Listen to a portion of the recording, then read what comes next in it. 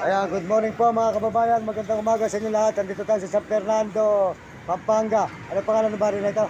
Ano pangalan? Barangay Juliana, San Fernando. Dito po sa may circle. Ayan.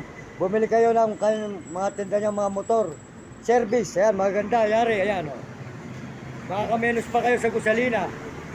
Ayan, magaganda po ang mga forma. Ayan, marami po sa klase rito. Ayan si Idol. Oh, sold out sa'yo, Idol. Good morning, good morning.